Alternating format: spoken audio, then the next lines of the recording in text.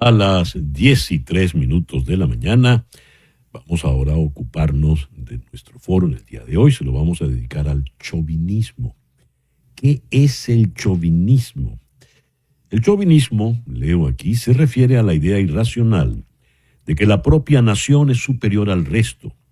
Considera que los demás son menos avanzados, son débiles, indignos y en definitiva son inferiores.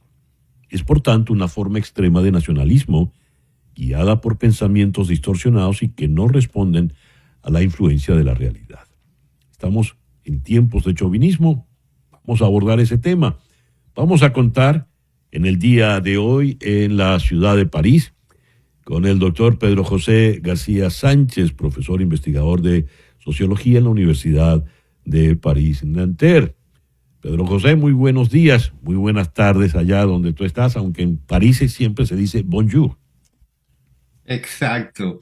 Gracias, César Miguel, por esta invitación. En Caracas está el doctor Miguel Ángel Gómez, titular jubilado tanto de la Universidad Católica Andrés Bello como de la Simón Bolívar, y es el miembro principal del Tribunal Disciplinario de la Federación de Psicólogos de Venezuela. Doctor Gómez, Miguel Ángel, muy buenos días. Muchas gracias por acompañarnos en el programa de hoy.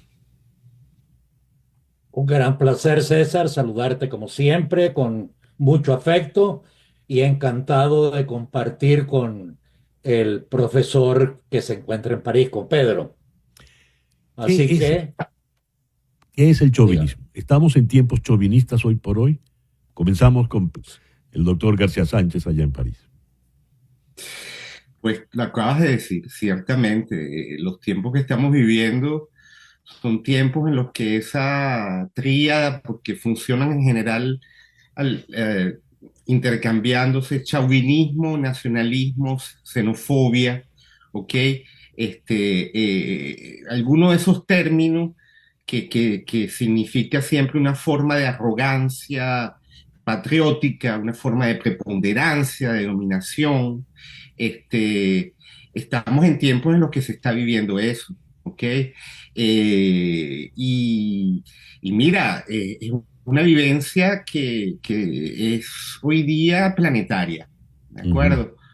Es planetaria porque, bueno, lo que ustedes están viviendo allá en Estados Unidos con la gobernabilidad de Trump 2 está haciendo cosas particularmente importantes sobre eso. Permíteme rápidamente venir al término. Chauvinismo viene del francés justamente, ¿ok? De un soldado Ujú. de la época napoleónica que se llamaba Nicolas Chauvin. Eh, eh, AU Ujú. se pronuncia en español como si fuera O, chauvinismo, chauvinismo, que fue gravemente herido en esas guerras y que recibió una pensión realmente muy pequeña y que a pesar de eso, él mantuvo un fanatismo bonapartista incluso en la época ya de la restauración borbónica, en la que Napoleón ya no era bien visto, ¿ok? Ujú. Esa misión mesiánica de la Francia imperial ya no era bien vista. Y su encono, su devoción por la causa, generó acciones, ¿ok? En las que el nacionalismo se volvió como una especie de actitud beligerante. Ya, Y de allí viene justamente ese término. a ver, en la definición que he leído, el chauvinista considera que los demás son menos avanzados, son débiles, son indignos, en definitiva son inferiores. Bien, ¿qué significa que un pueblo considere al otro inferior? ¿Cómo se da ese proceso? ¿Por qué se da ese proceso? Le pregunto al doctor Miguel Ángel Gómez. Bueno, César, hay muchas razones. En Ujú. términos generales y para los latinoamericanos en general, es un problema motivacional que tiene que ver con el poder, el deseo de poder o el deseo de ejercer el poder. En lugar de la afiliación o de otros procesos motivacionales, La cultura latinoamericana en general ha estado orientada a ello. Pero ahora, como dijo muy bien Pedro, es un fenómeno mundial. Mi planteamiento es el siguiente. Alfred Adler, un psicólogo muy conocido, disidente de Freud, hablaba de la sobrecompensación. Los señores que están ejerciendo el poder y en términos generales los políticos acuden a una sobrecompensación. La sobrecompensación no es más que lo siguiente, César. Si me dices de qué te ufanas, yo te diré de qué careces. En otras palabras, no tienen ni legitimidad, no tienen la autoridad ni el control, y entonces lo ejercen en forma de un pseudofascismo, acuden a las herramientas extremas del poder para expresar y tratar de convencer a los seguidores de que tienen toda la razón y que los demás son inferiores, bien por las bellezas, bien por los contenidos, bien por el comportamiento. Miguel Ángel, ¿y eso cómo puede superarse si es que históricamente se ha superado? Mira, César, sí. En la práctica, el Imperio Austrohúngaro, hasta la Primera Guerra Mundial, dominaba todo el continente europeo. Los mares estaban en manos de Inglaterra. La potencia naval principal en aquel entonces era Inglaterra. En la Primera Guerra Mundial se disgrega Europa, se forman los primeros países nacionales, autónomos, independientes, y posteriormente, después de la Segunda Guerra Mundial, de nuevo, el dominio alemán se pierde y comenzamos de nuevo. Las relaciones internacionales son las vías fundamentales para hacernos conocer, ponernos en contacto con los otros y que los otros se pongan en contacto con nosotros, con sí mismos. Creo que en la medida que conocemos al otro, en esa medida nos damos cuenta de que tenemos mucho más en común que de grandes diferencias. Y no tratamos de imponer nuestra ideología. Por el contrario, aceptamos la de otro y la respetamos, aunque no la compartamos. No sé qué opina Pedro de esto. Me parece muy interesante, Pedro. Yo quisiera agregarle a la reflexión que acaba de darnos Miguel Ángel Gómez un elemento. Por ejemplo, superior eran los arios, ¿verdad? Y eso da pie para que Hitler proceda a exterminar no solo a los judíos, sino a los gitanos y a todo aquel que él consideraba inferior. Eso se frena con, digamos, el proceso civilizatorio, la victoria de los aliados, que es la victoria de la democracia. Pero viene la Guerra Fría. Y entonces en la Guerra Fría es ese occidente democrático versus el comunismo autoritario de Stalin, que ya a su vez había eliminado, arrasado con varios millones de rusos. Con varios millones de rusos, incluyendo judíos, gitanos, etcétera, etcétera. Y ucranianos. Y ucranianos. Muy sí, bien. Correcto. Habida cuenta de ello, entonces, ¿qué pasa al presente cuando ya dijiste, Pedro, que estamos de nuevo en tiempos chauvinistas, con esa alianza entre Estados Unidos, Donald Trump, y Rusia, que sigue siendo la misma zarista, soviética y ahora federativa de Putin? Vamos a hacer una pausa y al regreso venimos con tu respuesta, Pedro. Esto es En Conexión. César Miguel Rondón, En Conexión.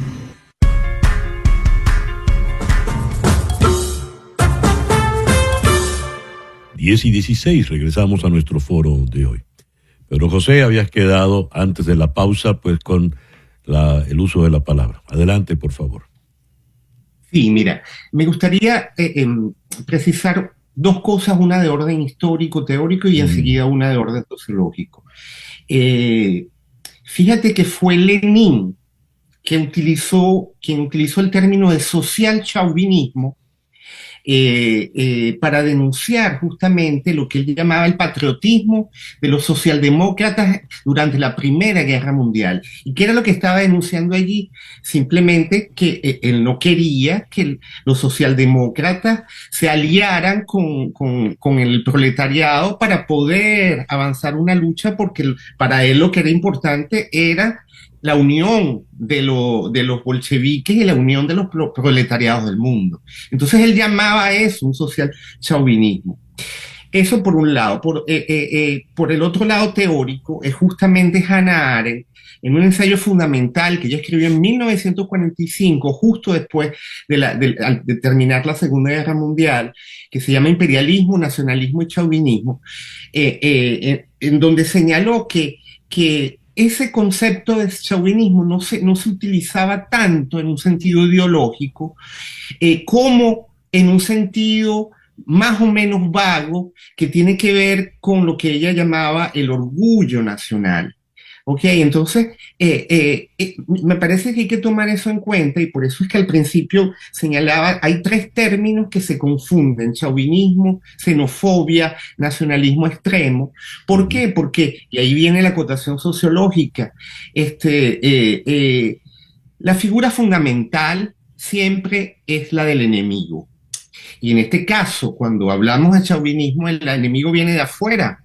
Es la famosa figura simmeliana por George Simmel, uno de los padres de la sociología en el mundo, el alemán, que le da relevancia a esa figura del enemigo externo. ¿Y por qué le da relevancia a esa figura del enemigo externo? Porque justamente en esa primera mitad del siglo XX, el concierto de naciones dejaba de ser concierto por la beligerancia, y fue en ese momento en el que también, gracias a la revolución industrial, las pequeñas ciudades se volvieron grandes ciudades, y las grandes ciudades se volvieron megalópolis. Entonces, ¿por qué era fundamental la emergencia de esas ciudades? Porque es en las ciudades en las que el extraño, el extranjero, deja de ser justamente el chivo expiatorio. En francés se dice cabeza de turco, es un equivalente del chivo expiatorio. Entonces, la emergencia justamente de la importancia de las grandes ciudades, de las metrópolis, y eso es una manera de contrarrestar justamente los efectos del chauvinismo y de la xenofobia. Es que en las ciudades tú piensas para muchas cosas, de allí la gobernabilidad municipal, no en términos de naciones, sino en términos de capacidades, en términos de profesiones, en términos de regiones, porque lo propio de una ciudad es que todos somos extranjeros.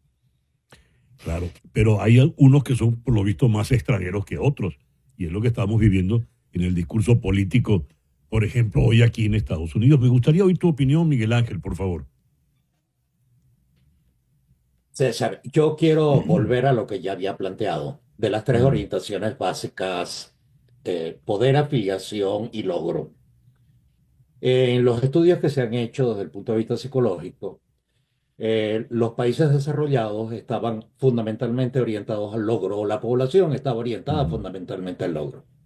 Mientras que en nuestros países latinoamericanos, fundamentalmente estamos orientados al poder o a la afiliación, en segundo lugar, tanto los desarrollados como nosotros. Pero en este momento el chauvinismo creo que se ha generalizado en el mundo. Para todos los efectos, el racismo, el machismo, casi todos esos términos que terminan en ismo son de alguna forma expresiones chauvinistas. Creer a ojos cerrados que la agresión se debe dedicar al otro, que nosotros somos superiores y por eso los podemos agredir. Descargamos las tensiones, las frustraciones, el estrés que vivimos en lo cotidiano, y los dirigentes políticos lo aprovechan para acusar al otro. El otro no tiene un nombre particular. En términos generales es el que no coincide conmigo. Y ahí está el grave problema, eh, desde el punto de vista personal. Ujú. Necesitamos conocer al otro para podernos Ujú. defender de él, pero manejamos vaguedades, no hechos concretos, no hechos específicos. Por tanto, nuestras sociedades están en plena erupción. La consecuencia para todos nosotros es un incremento terrible de los niveles de estrés y de tensión que vivimos a diario. Y en Sí. estos países donde lo vivimos a diario, la situación es que la salud mental cada día se encuentra en peores condiciones. Necesita más ayuda, más apoyo, más orientación. Por ejemplo, manera de ilustrar lo que acabas de decir, ha llegado una noticia de una chica en Texas, una adolescente que por el bullying constante en el colegio y las amenazas de que iban a denunciar a sus padres ante el ICE, la policía esta, se suicidó la niña, una niña adolescente. Pero Todas esas César, noticias perdona que te son, haga sí, un comentario cortico. Fíjate que en Venezuela la tasa de suicidio de personas ha crecido en una forma inconmensurable. Te hablo de nuestro país y de los estudios que la Católica y la Federación de Psicólogos adelantan, y eso es una de las expresiones extremas de la mm, situación chauvinista y de la política chauvinista y del discurso chauvinista que se maneja. Y ujú. quizás, San Miguel, Sí, mira, adelante, Pedro. en lo que acaba de decir muy pertinentemente Miguel Ángel, mira, el patrioterismo chavista, acuérdate esa frase, tenemos patria, ¿ok? Y en el mismo tiempo en que tenemos patria, la gente se muere de hambre, no hay Ujú. agua, no hay luz, los servicios médicos están completamente desmantelados. Entonces, Sí. es allí donde, con los dos ejemplos, el que acabas de señalar en Estados Unidos, con esa arremetida nacionalista que la mundializa de la parte de Trump. Y en el caso de Venezuela, con lo que el chavismo ha transformado el ser nacional, ¿ok? Un ser nacional que antes del chavismo tenía referencias. ¿Ok? Ujú. Tenía referencias importantes, pero que transformó en algo que la nación supone beligerancia. Y cuando una nación y un nacionalismo supone beligerancia y que está enfocando que hay un enemigo que viene de afuera, todo lo de adentro se desatiende. Y se desatiende y los que más sufren son los que están adentro, también siendo Sí. extranjeros. Entonces, eso es lo que me parece fundamental a retener hoy día. Estamos viviendo un momento en el que justamente si hay un triunfo de las extremas derechas en el mundo, es haber hecho que la inmigración se vuelva un tema, el mal de los males, ¿ok? Pero si hay un triunfo que es la derrota de las izquierdas también, es que justamente, mira, en demasiados sitios, como es el ejemplo de Venezuela, las políticas sociales, las políticas de salud, todo tipo de políticas ha hecho que la inmigración crezca a nivel, Ujú. la inmigración, perdón, crezca a Sí. niveles absolutamente imposibles de gerenciar para los otros. Entonces, bueno, nos encontramos con que el migrante se vuelve la cabeza de turco, Evidente, sea evidente. y esté donde esté. Y eso es un Sí, valor que hoy día, que es un desvalor, estamos los tres sí. de acuerdo, pero que se comparte alrededor del mundo y que da la medida de justamente hasta qué Ujú. punto estamos pasando por un momento de más que de crisis, de urgencia en términos civilizatorios. Pero José, Miguel Ángel, muchísimas gracias por estos minutos en el foro de hoy. Muchas gracias de verdad. Gracias a ti, Ah, gracias, César. Ángel. Y un placer, Pedro, haber compartido contigo. Así, Igualmente, Miguel Ángel. los doctores Pedro José García Sánchez de la Universidad París-Nanterre en París y Miguel Ángel Gómez de la UCAP y la Simón Bolívar en Caracas. Una pausa y ya regresamos.